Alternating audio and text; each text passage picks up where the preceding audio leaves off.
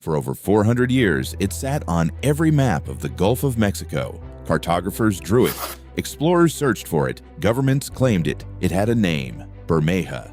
It had coordinates, 22 degrees north, 91 degrees west. It had a shape, a small reddish island off the coast of the Yucatan Peninsula. There was just one problem. When a research expedition finally went to find it in 2009, Bermeja was gone. Not eroded, not sunk, just absent. As if someone had erased it from the world and forgotten to tell the map makers. This is the story of the island that never existed, the cartographic ghost that haunted empires, and the question that still has no answer. Was Bermeja ever really there? The story begins in the 16th century. Spanish explorers are charting the Gulf of Mexico. They find a small island north of the Yucatan. They name it Bermeja. Bermeja means reddish in Spanish, probably a reference to the color of its soil or the glow of the setting sun on its rocks. For the next 4 centuries, Bermeja appears on map after map. Spanish maps, English maps, French maps, Portuguese maps. It is always there, same place, same shape, unquestioned. In the 18th century, it is included in official Spanish territorial documents. In the 19th century, it appears in Mexican atlases. By the 20th century, it is a fact. Bermeja exists. Everyone knows it.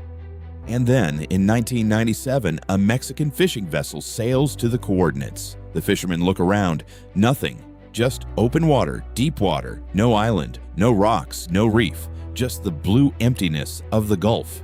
The Mexican government is confused. They check their maps. The maps say Bermeja is there. They check satellite images. The satellite images say it is not. In 2009, the National Autonomous University of Mexico sends a research vessel, scientists with sonar, with GPS, with every tool available to modern oceanography. They reach the coordinates, 22 degrees north, 91 degrees west, and they find nothing. The water is over a kilometer deep. No submerged mountain, no sunken island, nothing. So what happened? There are only a handful of possibilities, and none of them are comfortable. Theory 1. The cartographers made a mistake. Someone in the 16th century saw a mirage, a fog bank, a low cloud on the horizon, and marked it as land. The next cartographer copied it, and the next, and the next.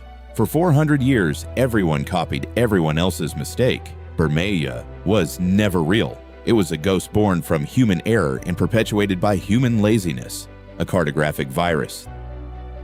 Theory 2. The island was real, and it was destroyed, not by nature, by humans. Here is where the story gets political. In the Gulf of Mexico, there is oil, a lot of oil, and the ownership of that oil depends on maritime borders. If Bermeja existed, Mexico's territorial waters would extend much further into the Gulf. The oil fields of the region would belong to Mexico. If Bermeja did not exist, those oil fields belong to the United States. Some investigators believe the CIA destroyed Bermeja, not with explosives, not with secret submarines, but with a pen. By quietly removing it from official records, from satellite databases, from the digital maps that define modern sovereignty. An island deleted not from the ocean, but from the data. Because in the 21st century, if an island is not in the database, it does not exist, no matter what the old paper maps say. Theory 3. The most unsettling one. The island is there, but we cannot see it. A digital glitch, a blind spot in satellite coverage, a piece of land that somehow slips through the cracks of modern surveillance. This is the least likely theory, but the fact that we even have to consider it tells you how strange the disappearance of Bermeja truly is. To this day, the coordinates 22 north, 91 west are empty ocean. The Mexican government no longer lists Bermeja on its official maps. The United States makes no mention of it. The island that was drawn, claimed, and believed in for 4 centuries has simply been erased, as if it never was. But old maps still show it, in libraries, in archives, in the corners of antique shops where dusty atlases wait for someone to open them and ask the question, what else have we erased? This is Phantom Atlas, stories from the maps they never showed you. Subscribe. Some islands are just the beginning.